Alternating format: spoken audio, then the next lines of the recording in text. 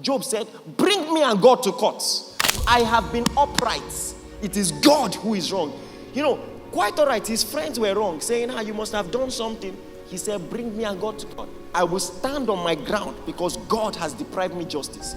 Let me tell you something. In case that you think that's strange, that is how a lot of charismatic Pentecostal people are. Because of their faithfulness, because they go to church, give their tithe, give their offering, they feel that they have paid for God's service. And if God doesn't deliver, something is wrong. Over the years, the church has had a puzzle about Job. What happened to Job? Why would God just do that, set him up like that? It was God who started the conversation. Have you seen my servant? Satan was on his own. Also it appears, right? Well, so many things. Well, first and foremost, God knows all things. He knew why Satan was there. Satan is not all-knowing. So definitely God knew exactly why he came. He came because of Job, and so God brought it up. But still, why would God agree to such a plan? I will tell you two things to consider. Or let me make it three. Very quickly. First and foremost, the moment things went wrong, you can now see something very terrible about Job's theology. The kind of ways he began to accuse God, you knew there was entitlement, great entitlement there. So think about it. Maybe you have not read. You need to go and read with a newer translation. Job said, bring me and God to court.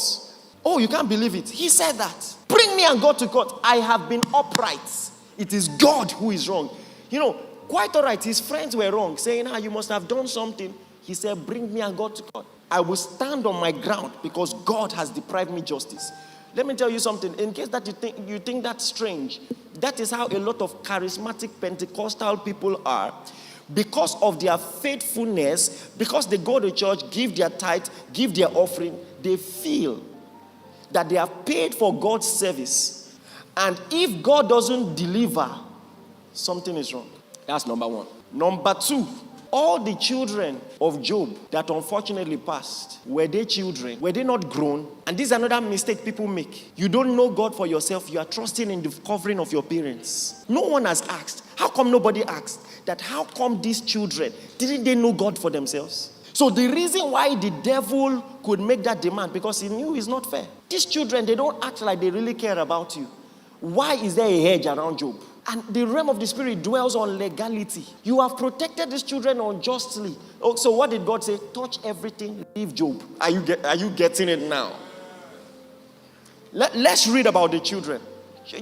And there's a reason I'm reading this to you, so that you will understand how you are supposed to respond when you have plenty. I wish I could read the whole thing, but let's start from. So verse 3 tells you how rich Job was. His possessions were 7,000 sheep, 3,000 camels, 500 yoke of oxen, and all of that. And there are some children, your parents were faithful, disciplined, built a lot of wealth, then you become irresponsible. You lose your senses. You deflex past the person we hustle. Let me tell you something. I advise you now. Don't let money destroy your children. Teach them sense. Teach them. There was a wealthy basketballer. I was listening to an interview. He corrected his children. He said, we are not rich. I am rich. We are not rich. I am rich, not we. You will hustle your own. And there are some resources I will keep from you. I think it was Jackie Chan. His son is still alive. He said he has yielded some of his inheritance to charity. The son knows the money is not coming to you. If you like, don't work. I will give you all you need to work responsibly, to develop a spine. I will not destroy you with love. One of the things we did this holiday, I told my PA, please go to a carpenter.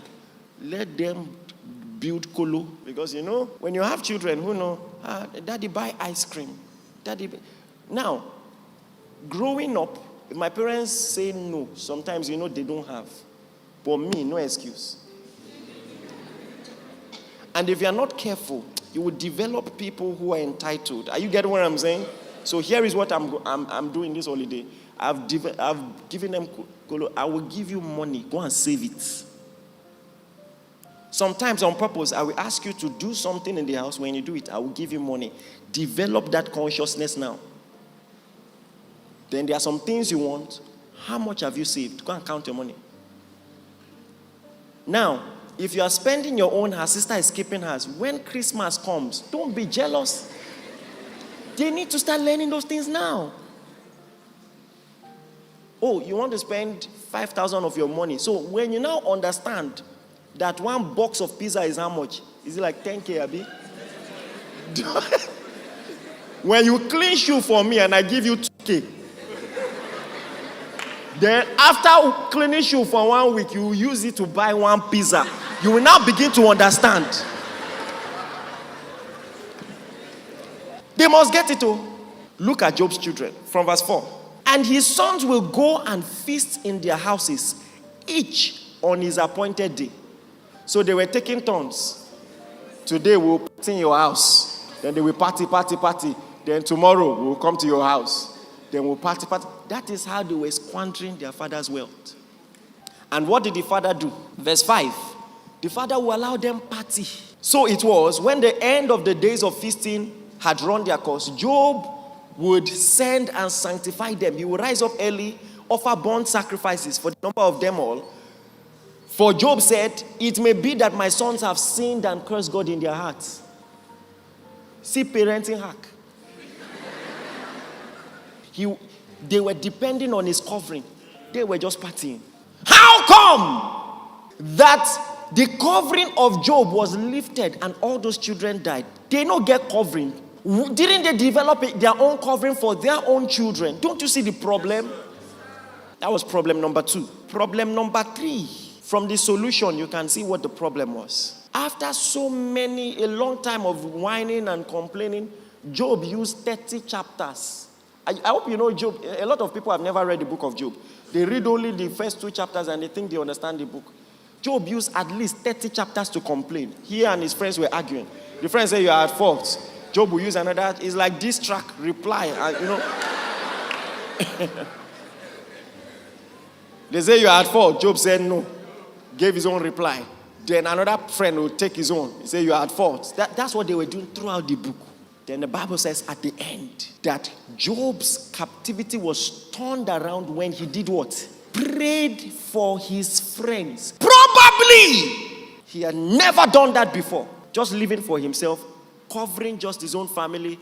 It's just a transactional mode of Christianity. The moment he embraced priesthood, everything turned around. Everything turned around. And mind you, it's not like the devil just came. Listen, what did Elihu say? Elihu was speaking by the Spirit. All the friends of Job were wrong. But Elihu came and said, I thought that age should teach wisdom. Because all of you are old. But I've discovered that there is a spirit in man. It was Elihu who said that.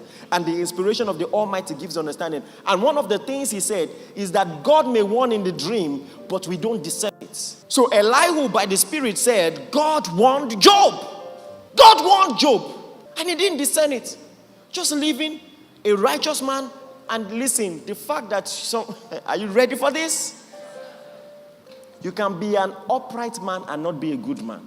An upright man, he dots the I's, he crosses the T's. I come to church, I give my offering, I do all those things. But what kind of parent are you? See the way he was talking about God. And there are some people like that. Haven't you preached to people and you say, are you born again? They say, I don't smoke, I don't drink, they are quick.